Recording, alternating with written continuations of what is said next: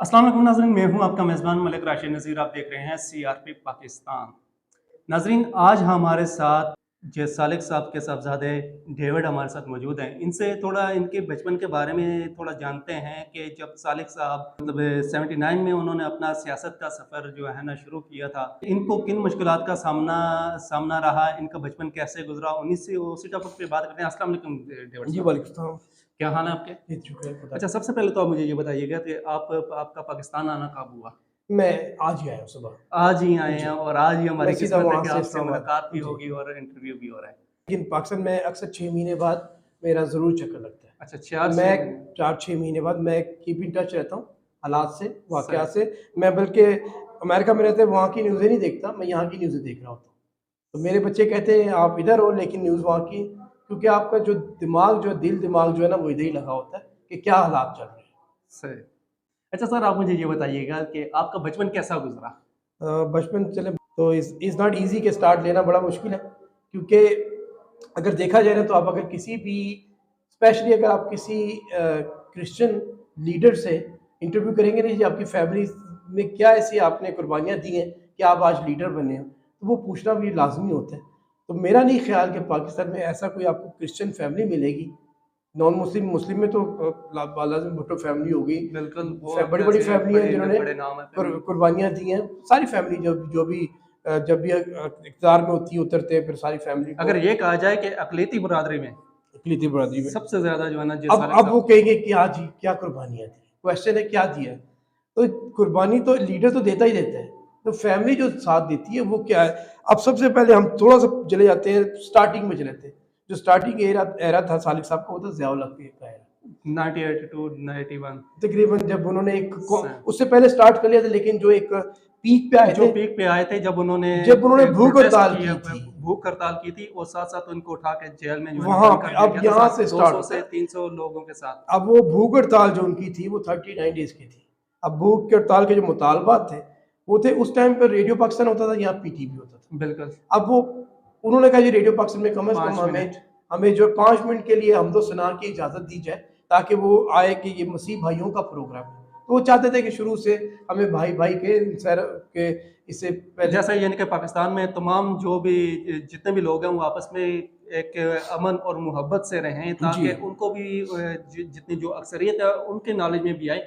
यहाँ पे हमारे अलावा कोई कोई कोई और कोई और लोग भी भी है। रहते हैं। तो ये ज़िया-उल हक से स्टार्ट किया। अच्छा, वो 39 डेज़ की खैर चलती रही, वहाँ पे फ़ौज का ज़माना था, मार्शल आते तो फ़ौज ही वहाँ पे पूरे मोहल्ले में, और वो वाहिद हमारा घर था क्रिश्चियन घर उस मोहल्ले में, सिर्फ हम लोग ही थे, बाकी मुस्लिम थे और सारे प्यार करते थे। एक दो का वाक़यात वहाँ पे भी हुए, जिसकी वजह से सालिक साहब सियासत में आए थे।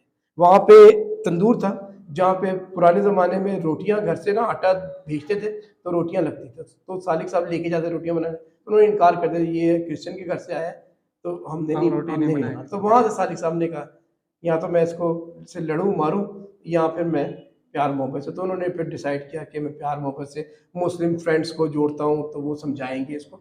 वहाँ से करते करते खैर उन्होंने सियासत का आगाज़ किया, जैसे सियासत कि का आगाज़ आपने किया कहा 77 में। 1979। अब हड़ताल के दौरान हड़ताल के मुतालबात जो थे वो एक तो हम तो सुना का था, दूसरा था कि इतवार पे पर्चे हुआ करते थे मैट्रिक के। तो सालिक साहब के पास आते थे लोग कि सालिक साहब पर्चे हैं तो ये मनसूख करवाएं, हमने तो चर्च जाना है, ईस्टर मनाना है। ईस्टर संडे को क्यों आता था, तो संडे को छुट्टी होनी होती थी ज़िया-उल हक के ज़माने में, जुम्मेरात और बिल्कुल, जुम्मे की जो छुट्टी हुआ करती जी, थी, जी। जुमेरात की आधी छुट्टी। तो सालिक साहब उसके उसके लिए भी साथ दो मुतालबात थे। तो 12/39 के बाद एक तो मुतालबा सालिक साहब को जो छुट्टी वाला था वो मंजूर, इतवार की जो छुट्टी थी वो सालिक साहब का मुतालबा था, वो मंजूर हो गया था। बिल्कुल, तो ये बहुत एक बड़ा एक समझे कि हिस्टोरिकल वाक़या है कि सालिक साहब की वजह से एक इतवार की छुट्टी जो है क्रिश्चियंस मंजूर है। को अलाउ की गई 1970 ये 1990s में। अच्छा, उसके बाद अब जब फ़ौज उठा के ले गई सालिक साहब को, क्योंकि वो दूसरा हमदो-सना का मुतालबा नहीं मान रहे थे, और वो हंगर स्ट्राइक सालिक साहब ऑलमोस्ट मरने के करीब थे। जब भी तो बात करते थे उनके मुँह से मुँह खून से भी खून निकलता था। निकलता था। अच्छा, उसके वो अब वहाँ पे शुरू होती है आपकी फैमिली की भी एक स्ट्रगल जो स्ट्रगल, क्योंकि हम सारे पूरा घर जो था वो उसमें क्या बोलते हैं उसको, हाउस अरेस्ट हाउस होता है, अरेस्ट, नज़रबंद। नज़रबंद। तो हम लोग सारे नज़रबंद थे, सालिक साहब जेल में थे और पूरी फैमिली घर में ना स्कूल जा सकते हैं, बाहर पुलिस बाहर खड़ी है, फौजी बाहर खड़े हुए हैं। अगर कोई सौदा मंगाना है घर का, दूध वगैरह जो भी, उस जमाने में तो रोज के रोज दूध आता था, अब तो आप फ्रिज में रखते हैं। तो वो फौजी वगैरह या बाहर पुलिस या बाहर कोई मोहल्लेदार आके हमें पूछता था जी कुछ चाहिए तो हम ला देते हैं, हमें कोई इजाज़त नहीं बाहर जाने की। तो वो एक सिलसिला वहाँ से स्टार्ट हुआ। आपके जो फैमिली के ऊपर जो स्ट्रगल आई थी, वो नजर, हम फैमिली में नजर बंद। तो अगर आप किसी भी नॉन मुस्लिम अकलियती में देखें, अकलियत में, कि कौन ऐसा है जो कि फैमिली के साथ स्ट्रगल किए, तो वो सालिक साहब की फैमिली आपको मिलेगी। इस लोगों को नहीं पता कि हम नजर बंद भी रह चुके हैं बचपन में। उसके बाद थोड़ा सा आगे आते हैं, अब वो क्योंकि सालिक साहब चले गए जेल, अब मेरी स्कूल की फीसें वगैरह वो सारी रुक गई, क्योंकि सालिक साहब ही फीसों का बंदोबस्त करते थे, तो वो मुझे स्कूल से भी निकाल दिया। हालांकि वो क्रिश्चियन स्कूल था, अंदाजा करें कि क्रिश्चियन कैथेड्रल स्कूल था ये पुरानी अनारकली में। तो फीस ना देने की वजह से मुझे भी स्कूल से बाहर उन्होंने निकाल दिया कि जी आपने फीस नहीं दी। अब वो एक उनका, मेरे वालिद साहब कौम की लड़ाई लड़ रहे हैं और अपना ही क्रिश्चियन स्कूल जो है ना वो बच्चे को बाहर निकाल के बैठा, क्योंकि आपके भी वालिद साहब ने फीस नहीं दी। तो बार वालिद साहब को जब अम्मी जाती थी मिलने उनसे जेल में, तो उनको बताती थी फीस की वजह से बाहर निकालते। वालिद साहब कोई बात, उसको बोले खड़ा रहे, आप जितने दिन खड़े रहे, जब मैं आऊँगा ना वापस फिर हम लड़ेंगे इनसे। तो फिर जब वापस आए तो फिर उन्होंने वो मेरा बैग और उसका बाहर खड़ा हुआ था स्कूल के, तो सालिक साहब ने वो न्यूज़पेपर वगैरह न्यूज़ लेके आ गए, न्यूज़ वाले, वे तस्वीरें खींचो इसकी और अखबार में डालें कि जी बाप जो है वो लड़ रहा है हकूक के लिए और अपना ही स्कूल बच्चे को बाहर निकाल के बैठे। तो वहाँ से फिर उसके बाद स्ट्रगल वो भी ख़त्म नहीं हुई। आगे स्ट्रगल क्या थी, आगे सालिक साहब क्योंकि अब उन्होंने इलेक्शन लड़ने थे पूरे पाकिस्तान के लिए, अब वो घर नहीं रख सकते, घर तो किराए का था। तो वो दादा मेरा उस टाइम दादा दादी वगैरह जो है वो माइग्रेट कर गए अमेरिका, तो वो जो घर जिसमें हम सारे रह रहे थे वो फिर एक बिखर जाता है आपका। बिल्कुल। तो सालिक साहब ने और वालदा ने कहा कि चले हम ऐसे करते हैं, इलेक्शंस के लिए कंपेन करते हैं। तो फिर मैं पीछे अब अकेला, तो मुझे फिर उन्होंने फूफो की तरफ छोड़ दिया 1 साल के लिए। फूफो ने कहीं जाना था, उन्होंने अपने इलाज के लिए किसी मुल्क, उन्होंने मुझे अपनी एक जानने वाली थी हमारी दूर की आंटी थी, उनकी तरफ छोड़ दिया। और उसके बाद वो आंटी वो साल के बाद गुजरा, उसके बाद मैं कराची चले गया। कराची में मैं खाला के पास रहा, नानी के पास रहा। फिर ऐसे करते करते मेरे जो जो साल गुजरे थे, सालिक साहब सियासत में बिजी थे। तो ये इट्स नॉट दैट ईजी नहीं था वो सियासत में। अगर आप सियासत में आते हैं तो ये नहीं कि आपके पास घर, क्योंकि घर अपना था नहीं, शुरू से अपना घर नहीं था जहाँ पे एक जगह रह सके। तो कभी किसी के घर, कभी किसी के घर, कभी किसी के घर। तो बार ऐसे मैट्रिक गुजर गया, बहुत सी मुश्किलात का सामना करना पड़ा आपको। और उसी वजह से मैंने कुकिंग भी सीखी, कपड़े धोना भी सीखा, घर की सफाई भी सीखी, क्योंकि मैं घर पे जब अकेला होना है। तो सालिक साहब का एक वर्कर था, हार्डकोर वर्कर, तो वो साथ रहते थे। तो सालिक साहब उसकी ड्यूटी लगाई थी, वो मुझे खाला के घर से साइकिल पे लेके जाके स्कूल छोड़ते थे, फिर वो वापस घर छोड़ते थे। तो वो देख लेते थे कुछ चाहिए तो नहीं है। तो मैं तकरीबन, मेरा समझ लें कि अब 12 साल की उम्र से लेके फिर शादी तक मैं बैक एंड फोर्थ अकेला ही रहा हूँ मोस्टली। सालिक साहब और मम्मी जो है वो जो है ना वो निकल जाते थे। अच्छा, आप मुझे ये बताइएगा कि जब बोस्निया में जब एक तरफ यानी कि लड़ाई का समा था, टैंकर्स की जो है ना लड़ाई से चल रही थी, मतलब जंगी जहाज़ वहाँ पर यानी कि लड़ाई कर रहे थे, तो उस दौरान आप भी उनके साथ साथ गए थे एक चर्च में दुआ के लिए। इरादा तो नहीं था, लेकिन सालिक ने कहा तो आप मुझे ये बताएं कि आप जैसे ही सालिक साहब को तो वहाँ से इजाज़त नहीं मिल रही थी, वहाँ की हुकूमत ने भी इनको मना किया कि हमारे मुल्क में यानी कि इस टाइम जो है ना जंग जारी है, आप यहाँ पर ना आए। जैसे ही एयरपोर्ट पे उतरे तो टैंक की सवारी आपने की और वहाँ से टैंकों में यानी कि आपको तो लेके क्योंकि गए। वो ऐसा था कि क्योंकि वो जो बाज़निया का जो मुल्क और यूगोस्लाविया और वो जो आपस में लड़ रहे थे सामने सामने बिल्कुल, तो वो अक्सर जो है ना बमबारी होती रहती थी। तो उन्होंने मना किया था कि आपका जो जहाज़ है ना, छोटे जहाज़ और चलते सालिक थे, साहब से बकायदा यूनाइटेड नेशन उन्होंने के जो छोटे है ना जहाज़। एक वो रिटर्न साइन में भी किया लिया था कि भाई अब आपका कुछ यानी कि हमारे मुल्क में हो गया तो इसके जिम्मेदार इसका हम, जिम्मेदार क्योंकि एज ए फेडरल हमारा मिनिस्टर कंट्री नहीं होगा। जी एज ए फेडरल मिनिस्टर जा रहे थे। तो वो छोटा सा जहाज़ था और जहाज़ की जो आपकी जो लाइट जलती है ना जहाज़ में जब चल रहा होता है, तब वो लाइटें भी नहीं जलाएंगे, क्योंकि वो जाएंगे तो उनको पता चलेगा। और वो था कि जहाज़ में बैठने के बाद उसमें मतलब वो 6 सीटर जहाज़ था, और वो जब एयरपोर्ट आना था तो उससे डाइव करना था नीचे। वही नहीं कि आप ऐसे उतरना नहीं था, उसे डाइव करना है, क्योंकि ऐसे उतरते वो गोली रखते थे। तो जैसे वो पहुंचा ना अपने, तो उसने डाइव करना था, डाइव करके वो नीचे उतरे। तो बड़ा डेंजरस था। तो सालिक साहब ने कहा तुम अकेले क्या करोगे इधर, अगर खुदा ना खास्ता हमें कुछ हो गया तो तुम्हें जो कौन संभालेगा, चलो साथ ही। तो एक बेसिकली उन्होंने कहा जाएंगे तो फिर सारे ही जाएंगे, तो आएंगे तो फिर सारे ही आएंगे। तो सालिक साहब के अपने सालिक साहब बड़ा कुछ करते रहे वो। अच्छा, आपने कई रातें भी मेरे ख्याल में कैंपों में गुजारी हैं, तो कैसा रहा? सालिक साहब के साथ रहना जो है ना वो आसान नहीं है, क्योंकि इनके अपने माइंड होते हैं, घर घर का इनको तसव्वुर नहीं है उनका। तो हम उनका तसव्वुर ये है कि क्योंकि पाकिस्तान पूरा उनका हल्का है, तो उनका कोई पता नहीं है कब कहाँ चले जाए। कश्मीर में इसीलिए उनका नारा ये है हाँ, कि मैं पाकिस्तान का हमारा। मालिक हूँ। तो वो अगर घर रख लूंगा तो मैं सिर्फ उस टुकड़े का घर- मालिक बन के हाँ, रह जाऊंगा, अगर मेरा घर नहीं है तो पूरा पाकिस्तान मेरा घर तो है। वो कश्मीर में हम क्रिसमस मनाने कश्मीर गए थे एक्चुअली, 2 रातें वहाँ दो पर रातें गुजारी हम कैंपों में गुजारी थी। कैंपों में। तो बड़े बड़े काम सालिक साहब के अच्छा, वहाँ पर जो कश्मीरी यानी कि उस टाइम नागजीन थे, नागिन थे जी। तो उन्होंने आपका इस्तकबाल कैसे किया और बहुत किस बहुत तरीके से, बहुत प्यार कितनी मोहब्बत प्यार से। मोहब्बत का? तो जब एक्चुअली मुझे याद है कि जब जब कश्मीर जा रहे थे तो सालिक साहब के कोई जानने वाले थे, आई थिंक वो सर्विस शूज़ वाले, तो वो बड़े अच्छे खुदा सालिक साहब के जो है ना मदा थे और खुदा परस्त बंदे मदा थे। थे, दोस्तों में थे। तो दोस्तों में थे, तो उन्होंने कहा सालिक साहब आप, सालिक साहब मैं सर्दी में ना मैं मिलने जा रहा हूँ। तो उन्होंने कहा यार ऐसे करो सालिक साहब, एक पूरा ट्रक भर के ना मैं आपको सर्विस के वो दे देता हूँ, जोकर्स। तो बच्चों में वो सर्दियों में वहाँ के बच्चे नंगे पाँव घूमते हैं, तो मैं पूरा ट्रक आपको देता हूँ, बच्चों में बांट देना। तो वो बड़े एक मैंने कहा वो था, बाकी उसमें गर्म कपड़े वगैरह तो ये लोग ही कर देते। तो क्रिसमस हमने जो है ना वो कैंपों में गुजारा था। तो ये जब सालिक साहब यूनिवर्सिटी के दूसरे साल, पहले साल बॉस्नी चले गए, दूसरे साल 3 तो क्रिसमस थे उनके। तो उन्होंने कहा नहीं करें तो फिर काम करें तो बड़े काम करें, कुछ अनोखा करें और कुछ करें लोगों के लिए। अच्छा, आप मुझे ये बताइए कि जब सालिक साहब को मिनिस्टर हाउस में यानी कि घर दे दिया गया था, वहाँ पर उन्होंने उनको उस मिनिस्टर हाउस को यतीम खाने का दर्जा दे दिया था। मिनिस्टर हाउस में तो जहाँ मुझे पर याद भी आप नहीं है कि रहे हैं वहाँ पर मैं उन नहीं बच्चों रहा। के साथ? मैं नहीं मैं कराची में था, वो अच्छा। इस्लामाबाद में था, क्योंकि मैं कॉलेज में पढ़ रहा था। तो मुझे तो कोई ऐसा मिनिस्टर हाउस देखने का कोई इत्तेफाक भी नहीं हुआ, ना कभी इन्होंने मुझे वीआईपी लॉन्च इस्तेमाल करने दिया।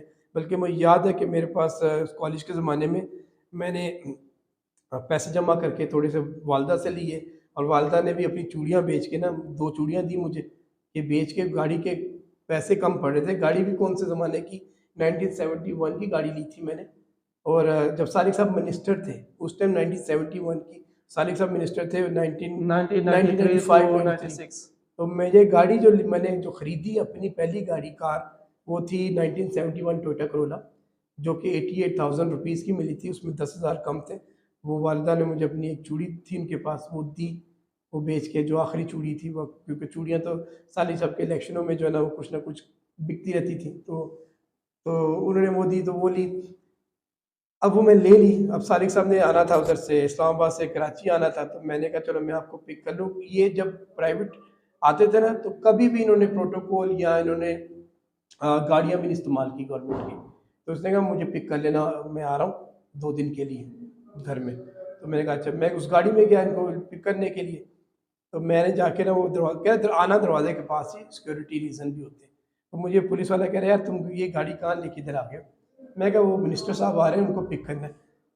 उसने मेरी गाड़ी देखी और मुझे देखा, कह रहे इसमें कौन मिनिस्टर बैठता है यार, क्या मजाक कर रहे हो तुसी?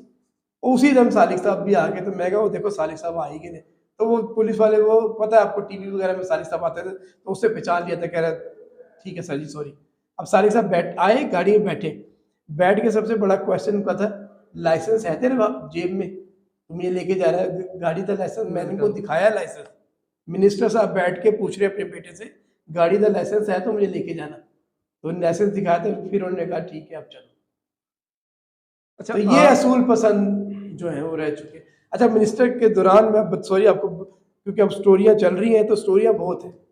मिनिस्टर के दौरान हम लोग उधर आजम बस्ती में रहते थे, तो मैं क्योंकि कॉलेज जाता था और सालिक साहब इधर मिनिस्टर हाउस जो कि यतीम खाना उन्होंने बनाया हुआ था, हमने कोई वीआईपी कहीं पे भी नहीं यूज़ किया। वो किराए का घर था 2 कमरों का, जहाँ पे मैं रहता था, वहीं से कॉलेज जाता था। तो पानी, क्योंकि कराची में पानी का मसला, आप भी कराची काफ़ी अर्सा रह चुके हैं, तो गली के 3-4 घर छोड़ के वहाँ पे हैंडपम्प था, पानी वहाँ से भर के लेके आते थे हम लोग, और मैं ही लेके आता था कनस्तर में। सालिक साहब मिनिस्टर और मैं बाहर से पानी के रस्तरों में, तो मुझे वो गली के मोहल्ले वाले कहते थे, यार तुम्हारा बाप मिनिस्टर है, तुम पानी बाहर से भर के लेके आते हो, तुम्हें तो तुम बोलो तो वो के पूरा कारपोरेशन वाले टैंकर। नलका लगा दें घर में। मैंने कहा यार नलका तो पूरे मोहल्ले में 2-4 लोगों के घर में ही है, अब मैं लगा लूंगा तो कितना बुरा लगेगा, कहेंगे यार मिनिस्टर बनने के साथ हमने नलका लगवा लिया। तो सालिक साहब ने कहा तू जैसे तू कर रहा है तो वैसे कर, मिनिस्टर आज है कल नहीं होता, मिनिस्टर हमेशा के लिए, तो अक्सर में तो आज कल का कोई पता नहीं होता, तो तेरी आदतें कोई नहीं ख़राब करनी, मैंने अपनी भी आदतें नहीं ख़राब करनी, तो जैसा चल रहा है वैसे चल। अच्छा, आप मुझे ये बताएं कि अभी तो आप इनके अमेरिका शिफ्ट हो गए हैं, पाकिस्तान वापस आने का इरादा है यहीं शिफ्ट होने का, या सियासत में आगे आने का कुछ इरादा रखते हो आप? कंटिन्यू चलेंगे। अच्छा, अमेरिका जाने का फ़ायदा ये हुआ है कि अमेरिका की सियासत आप लर्न कर सके हो। जितने भी आपके बड़े बड़े बेनज़ीर को देख लें, लंदन में रही हैं, जब आई हैं तो एक उनको एक एजुकेटेड बनी है। इमरान खान को देख लें, उन्होंने पूरी तालीम अपनी पूरी 25 साल की ज़िंदगी उन्होंने गुजारी यूके लंदन में। उसके बाद जब आए हैं तो उनकी अपनी एक ग्रूम होते हैं, जब आप कहीं जाते हैं ना तो ग्रूम होते हैं आप। एक तो आप सालिक साहब का मकसद ये था मोस्टली, मुझे बार बार भेजते थे यहाँ से, वो इसलिए भेजते थे कि यहाँ पे करप्शन में फंसा लेते हैं फैमिलीज़ को। मैं क्योंकि देखो यंग ब्लड, क्योंकि वो उस वाक़या एक हुआ मेरे कॉलेज में, मुझे एक वहाँ के कॉलेज से, मैं जब सिटी लॉ कॉलेज था, मैंने लॉ में भी पढ़ा 2 साल, तो वहाँ पे लड़का था मेरे क्लास फेलो, वो कह रहा यार मेरे भाई को अपने वालिद साहब को बोलो, जब वो वालिद साहब मिनिस्टर थे, कि थाने में इंस्पेक्टर लगा दें, मैं तुम्हें ब्रांड न्यू गाड़ी दे दूँगा। मैं कहा मेरे वालिद साहब को अगर पता चल गया ना कि तुमने मुझसे ये बात की है, तो जो 1971 की टोयोटा करोला ना वो भी मुझसे ले लेंगे, वो इतने असूल पसंद हैं। तो कहने का मकसद ये है कि ना कभी सिफारिश, ना कभी आउट ऑफ वे गए हैं वो, तो वो तो कहते हैं ना ऐसी कोई चीज़ करनी नहीं है, ना करनी है, ना किसी को करने देनी। सही। अच्छा, आप मुझे ये बताइए कि आप अच्छा पाकिस्तान। सॉरी, वो अमेरिका की आप बात करते हैं। बहरहाल एनीवे, तो सालिक साहब ने भेजने का मकसद, पाकिस्तान से निकालने का मकसद ये था कि कोई करप्ट ना कर ले, कि तू ले ले किसी से गाड़ी, तो मुझे कह दे यार डैडी वो किसी अच्छा, को जब लगवा आपको दे। ऑफर हुई थी आपने बात की होगी फिर घर पे? मैंने बात ही नहीं की, नहीं मुझे की। पता कि जो पता ही बचपन से पता है कि ऐसी कोई चीज़ ही नहीं है जो मैंने नहीं। 12 सालिक साहब ने इसी वजह से उन्होंने कहा कि, और वैसे भी मेरी शादी जो है वो 25 साल की उम्र में हो गई थी। हो गए थे। हाँ, तो फिर मैं और डिसाइड किया कि अब मेरा ख्याल है कि, और उस टाइम मुशर्रफ ने बेनज़ीर की गवर्नमेंट को गिरा के मार्शल लेके आया था। तो मार्शल जब आती है तो पूरी पूरी फैमिली, आपको पता है, नज़रबंद, क्योंकि पहले हो चुके हैं, जब ज़ियाउल हक में हम नज़रबंद रह चुके हैं। तो फिर मैंने डिसाइड किया, क्योंकि अब मैं, एक तो मैं 25 साल का मेरी अपनी एक तो थिंकिंग है, और एक मेरे नई जो जिंदगी मेरे जो शुरू हो रही है। फैमिली थी ना दादा दाद के, वो सालिक साहब की सियासत में आने से पहले ही माइग्रेट कर चुके हैं। तो ये नहीं कि सालिक साहब मिनिस्टर बने तो मैं गया हूँ बाहर, मेरी पूरी फैमिली ऑलरेडी सालिक साहब के, मैंने काउंसलर बनने से पहले जा चुके थे। उन्होंने सालिक साहब को कहा आप अगर जाना चाहते हो सालिक साहब, मैं आऊँगा लेकिन मैं कुछ बन के आऊँगा। तो जब पहली बार मिनिस्टर जब बने पहली तो बार फिर गए थे तो सदर से मिले थे, सदर से मिले थे, मिनिस्टर तो बन के, मिनिस्टर यानी कि बन जब के उन्होंने ये कहा था कि मैं जब भी आऊंगा तो मैं कुछ बन के आऊंगा और डायरेक्ट जो है ना मिलूंगा, तो और उन्होंने कहा वही था चीज जो है ना कुछ अरसे बाद 25 सही साल साबित हुई। 25 साल की मेहनत करने के बाद वो अपने वीज़े पे गए as a minister, federal minister, as a officially visit पे गए थे, तो वरना उससे पहले नहीं। तो वीज़े मेरे उससे पहले लगते रहे, क्योंकि दादा चाचा ताया सारे उधर ही थे, तो मैं उन कज़न से मिलने जाता था कॉलेज के ज़माने में, जाके मैं काम करता था, काम से जो पैसे बनते थे वो पैसे लेके आता था, उसकी मोटरसाइकिल खरीदता था, और फिर जब स्कूल की छुट्टियां होती थी उस मोटरसाइकिल को बेच के दोबारा टिकट लेता था, फिर जाता था। तो वहाँ पे चाचा ताया वगैरह के वो थे, कारोबार किए थे, तो मुझे 4-5 महीने अपने काम पे लगा देते थे। कोई लेदर जैकेट वगैरह मेरे अंकल थे बेचते थे, तो मुझे लगा लेते थे, मुझे जो पैसे देते थे थोड़े बहुत मैं फिर लेके आ जाता था, फिर इसी तरीके से मैं जाता था। तो ये नहीं कि मैं सालिक साहब के पैसे यूज़ करता, मैं कमाता था, उस ज़माने में भी कमाता था। अच्छा, आप पाकिस्तान शिफ्ट होने का कुछ इरादा रखते हैं या आगे देखिए, सियासत अगर में आने का? बाइबल में ना एक बड़ी अच्छी एक वर्स है, आयत है, हमारे दिल में बड़े प्लान होते हैं लेकिन खुदा का प्लान ही हमेशा जो है वो कामयाब होता है। इरादे रखने चाहिए, इरादे हैं, अगर कल को मेरी ज़रूरत पड़ती है यहाँ पे, तो मैं अभी भी आवाज़ वहाँ पे भी बन रहा हूँ और यहाँ पे भी बनता हूँ, और आता जाता इसलिए हूँ ताकि मैं कनेक्ट रहूँ लोगों के साथ। तो कल को ज़रूरत पड़ती है तो मैं ज़रूर आऊँगा। और मैं इधर ही हूँ, मेरा दिल दिमाग इधर ही लगा रहता है। मेरे 3 महीने बाद, 4 महीने बाद, 6 महीने बाद मैं कुछ ना कुछ करना चाहता हूँ कि यहीं रह के कोई कोई ऐसा काम करें, और कर भी रहा हूँ, ये नहीं कि नहीं कर रहे, शुरू से कर रहे हैं। बल्कि कुछ अर्सा पहले तो हमारा पूरा प्रोडक्शन हाउस था यहाँ पे इस्लामाबाद में, तो कर रहे हैं कंटिन्यू। लेकिन जदोजहद जो है वो सारी सब ऑलरेडी दे रहे हैं। तो जब कहते हैं ना, जब बादशाह खुद मौजूद है ना, तो शहजादे को अभी काम करने की जरूरत नहीं। शहजादा सिर्फ अभी अभी सीख रहा हूँ, जब मेरा वक्त आएगा तो फिर हम संभाल लेंगे। तो जी नाज़रीन, ये थे हमारे साथ आज जो है डेविड सालिक साहब, जिन्होंने अपनी थोड़ी सी जो है ना दास्तान सुनाई। फिर इंशाल्लाह हमें मौका मिलेगा, इनसे मज़ीद बात करेंगे। आज तक इतना ही। बहुत बहुत शुक्रिया डेविड साहब, आपने हमें अपने कीमती वक्त से नवाजा। इंशाल्लाह फिर मिलेंगे नाज़रीन, फिर किसी और वीडियो के साथ आपके साथ। तब तक रहने